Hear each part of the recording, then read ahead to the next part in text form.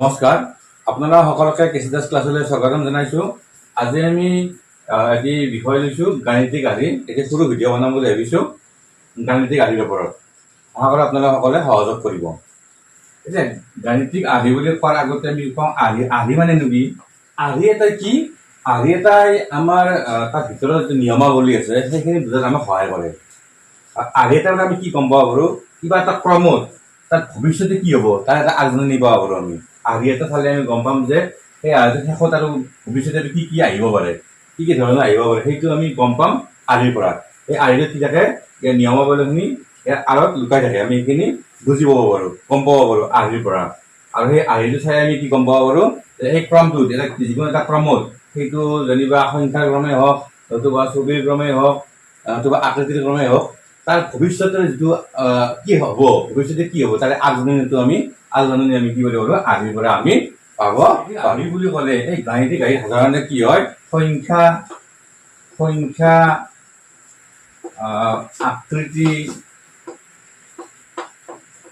বা চিত্ৰ ইয়াৰে আৰ্হিৰ ওপৰত আলোচনা কৰা হয়।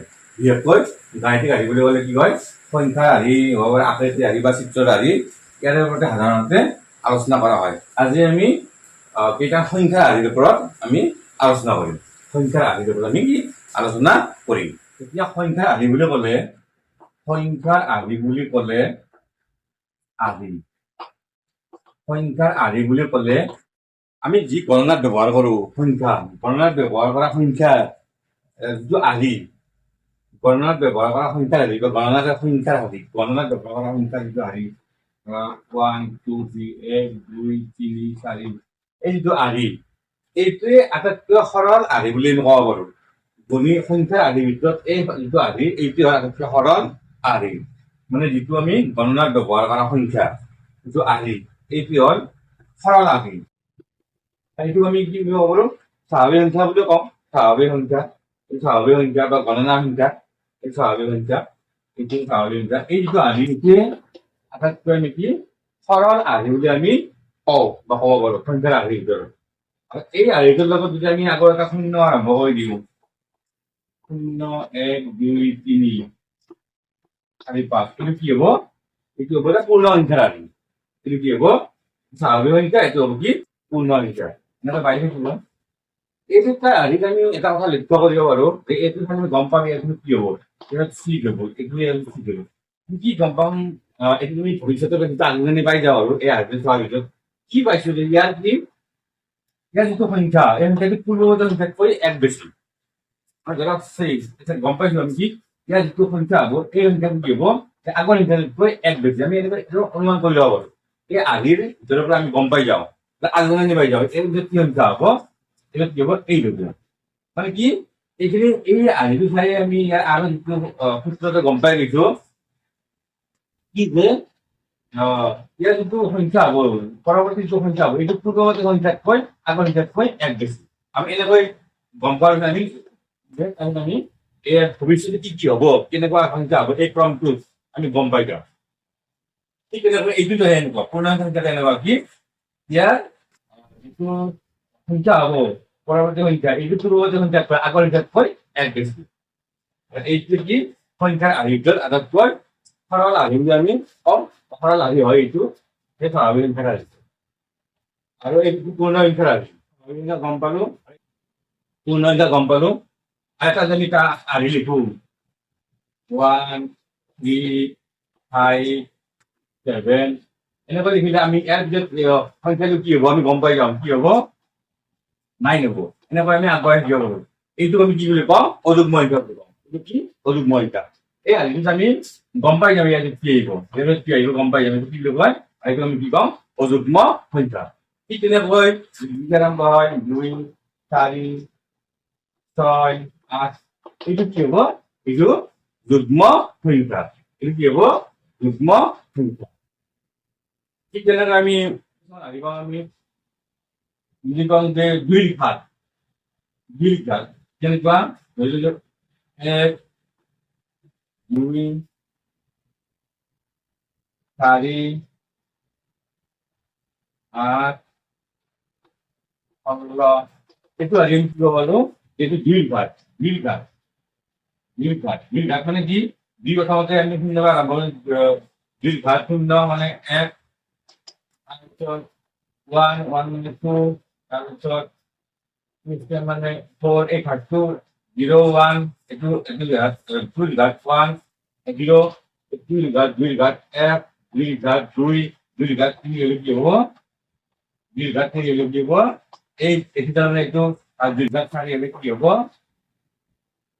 দুই ঘাট চাৰি হলে কি হব 16 এনেকৈ এইটো আমি কি লগাব পাৰো যে এইটো হ'ল দুই ঘাট তেতিয়া আমি এইটো নিশ্চয় গম পাই যাম এইটো চোৱাৰ পিছতে আমি গম পাই যাম এইটো আৰু যিটো হেৰি আছে গম পাই যাম কি আমি এই পৰৱৰ্তী কি হব আমি গম পাই যাম কি হব যে 2 দুই দুই পাঁচ ঘাটটো হব গতিকে কিমান হব এতিয়া গম পাই যাম কিমান হব 32 হব এনেকৈ এইটো কি হব ৰবি দুই ঘাট এইটো এটা হাৰি সংখ্যাৰ হাৰি এনেকুৱা আৰু বিভিন্ন ধৰণৰ হাৰি আছে তাৰ আলোচনা কৰিম বাৰু সংখ্যা হাৰি পাব পাৰো আমি এটা হাৰি পাওঁ কি যে 1 তাৰপিছত পাওঁ আমি 4 তাৰপিছত পালো আমি 9 এইটো কি হব এইটো কি হল হাৰি বুলি ক'ব পাৰো আমি এইটো হ'ল বৰ্গ সংখ্যাৰ হাৰি মানে এইটো বৰ্গ সংখ্যাৰ এইটো হয় ইয়াৰ কি হব সৰল হব মানে কি এনেকৈ কি আমাৰ এই হাৰিটো গৈ আছে আৰু ইয়াত এই ক্ৰমটো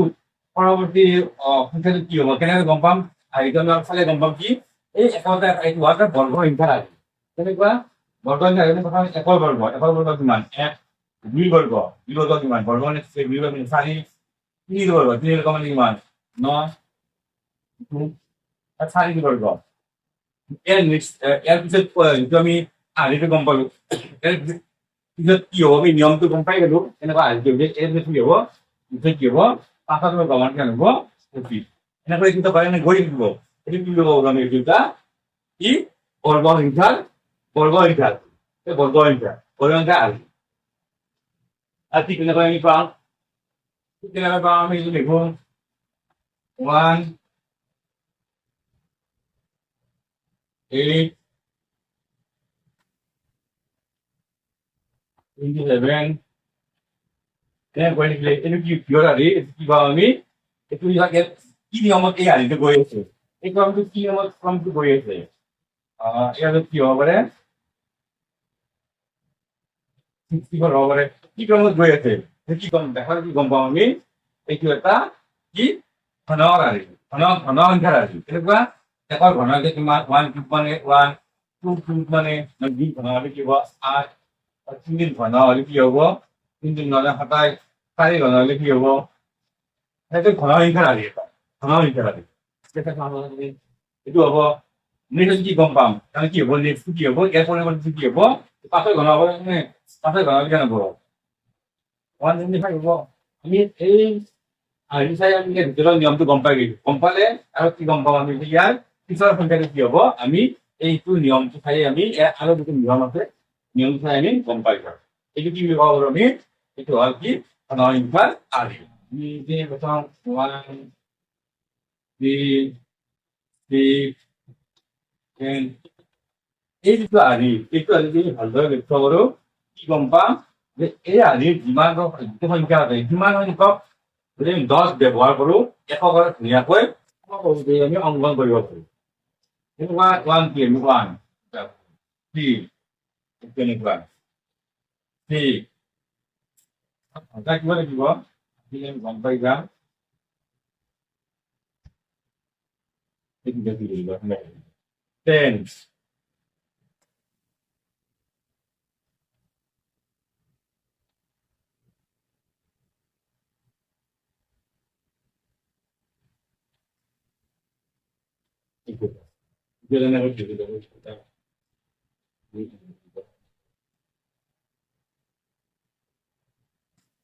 আমি কি কৰিব পাৰো এনেকৈ আমি কিবা লিখিব পাৰো এই ধৰণৰ সংখ্যা যিটো আহি আছে ইয়াক কি বুলি কয় এই সংখ্যা কি বুলি কয় এইটো ত্ৰিভুজীয় সংখ্যা বুলি কয় ত্ৰিভুজীয় সংখ্যা